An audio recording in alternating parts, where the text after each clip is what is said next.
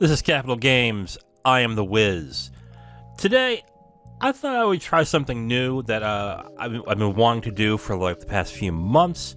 Today, I'm going to talk about brands and series and types of games that have been getting short shrift or haven't been given new types of games for a long time now, and whether it would be a good idea for the companies that own those brands to go ahead and revive, resuscitate, or just return those brands to prominence in the current year and in the current industry right now. Today, I want to talk about a game that is from Koei Tecmo that started all the way back at the NES in 1988.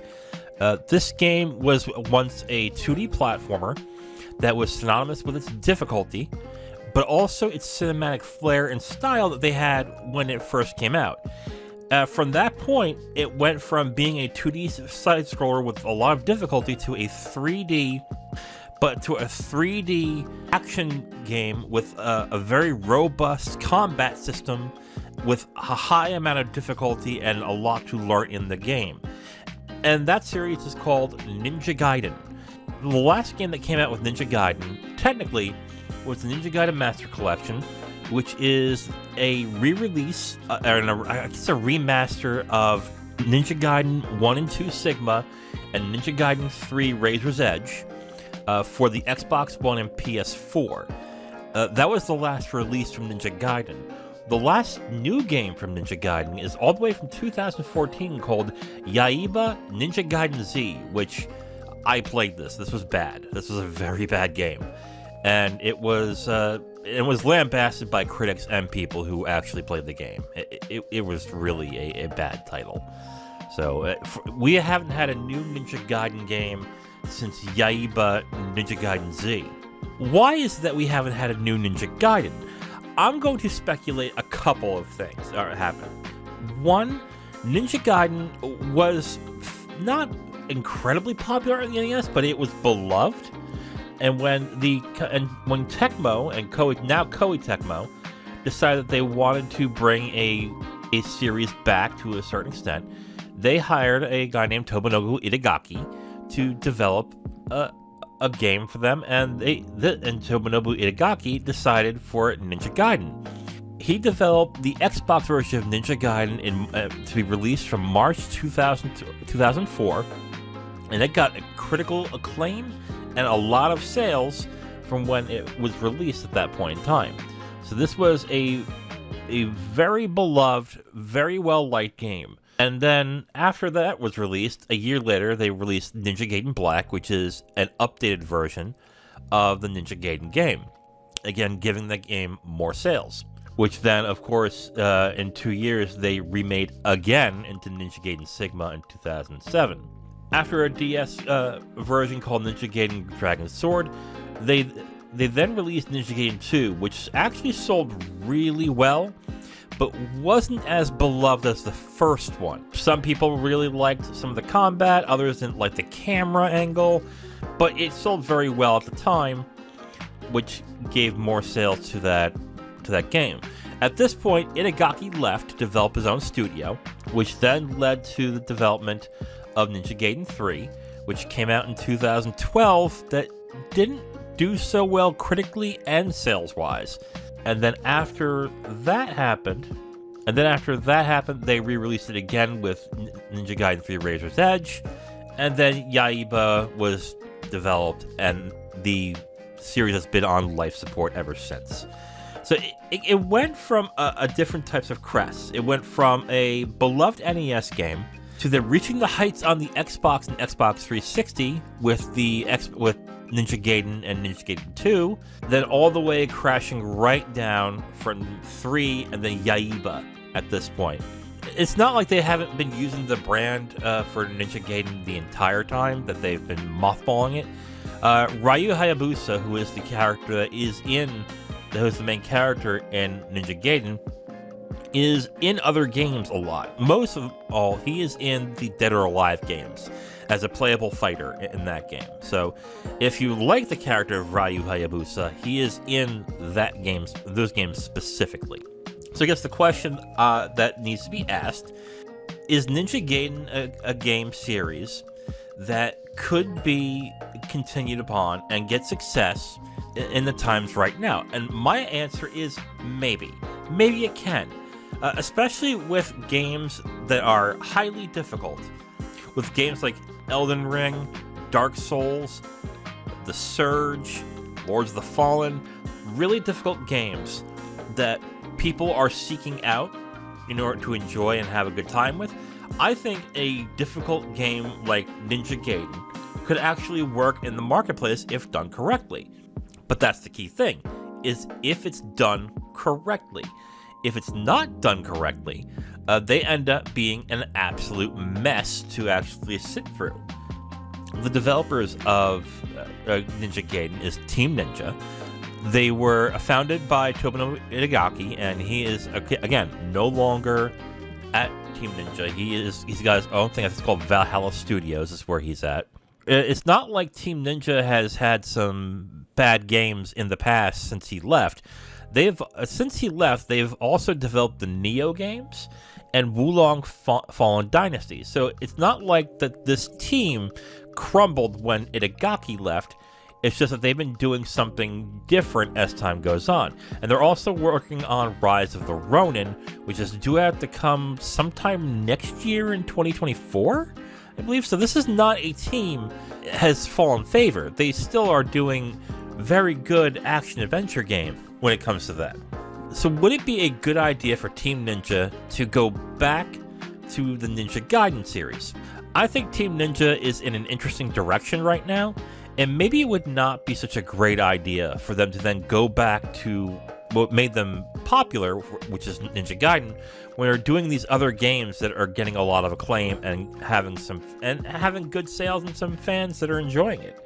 So that might not be a great idea for Team Ninja, then all of a sudden scrap all their other plans and do a Ninja Gaiden game. There was a report in November that a Ninja Gaiden reboot was being made, but Team Ninja then denied it about a month later that they were doing a reboot on either Ninja Gaiden or Dead or Alive.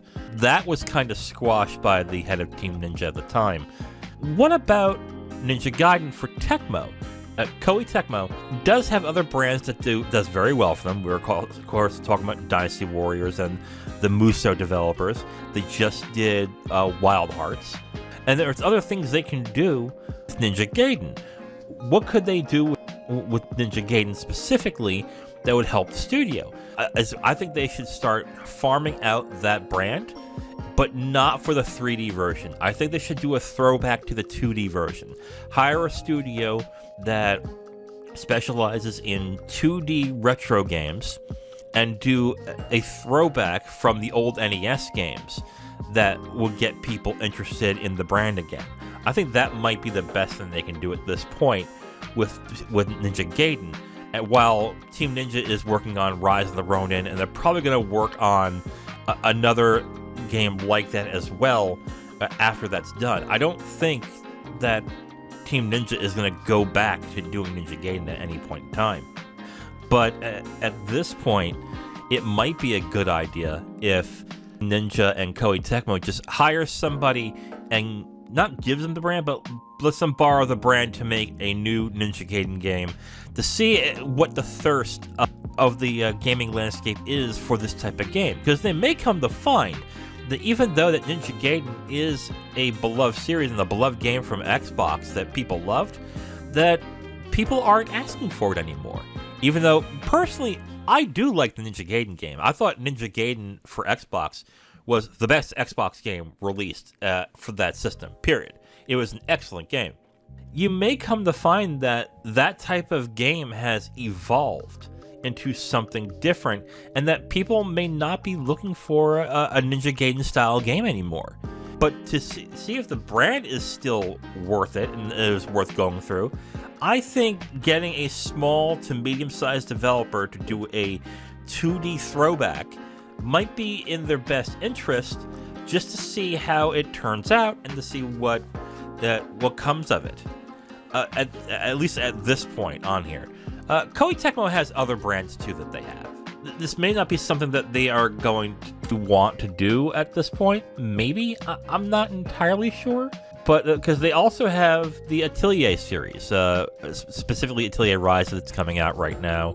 They just released a new Fatal Frame. They have other brands that they can start doing and everything to get their sales pumping even more. But at this point, I mean, it wouldn't be such a great idea to remind people that Ninja Gaiden is a series that, one, exists, and two, has a devoted fan base that would like to have more. I just think I wouldn't spend hundreds of millions of dollars doing a 3D version. I would do a 2D version. I would get a throwback from the old NES times, and maybe marry some of the stuff that happened that you can use from the Xbox version and the 3D versions to see how that works. And just get a very well-respected developer and just do a good deal where they will develop a Ninja Gaiden game for you.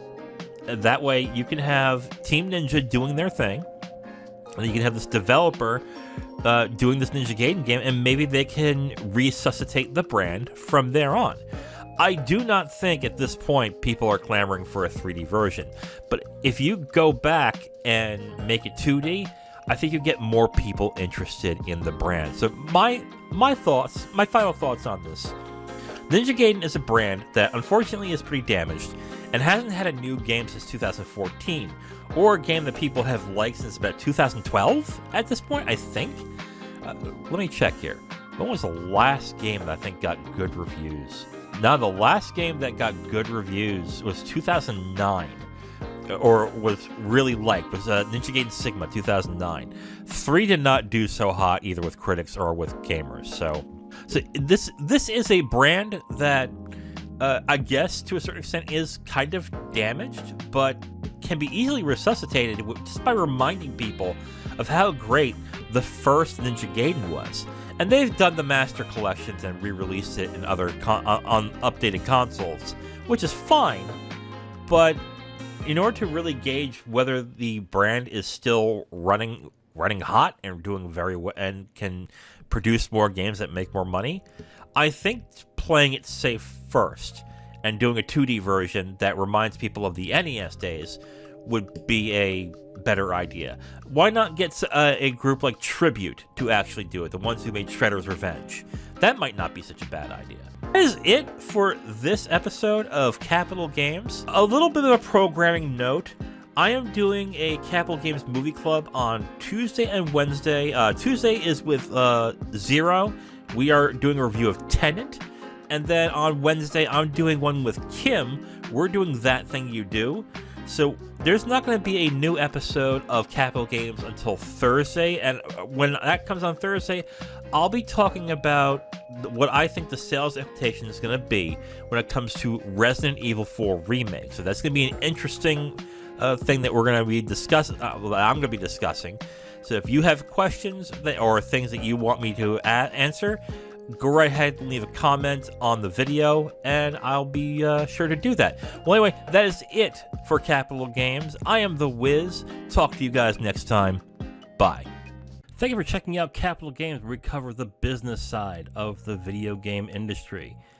Please like, subscribe, and comment if you enjoyed the video. You can also subscribe to the podcast if you prefer to have it on your podcast feed. And check us out on our socials and email us if you have a question, comment, or suggestion. Thank you for watching and listening. We'll hear from you next time.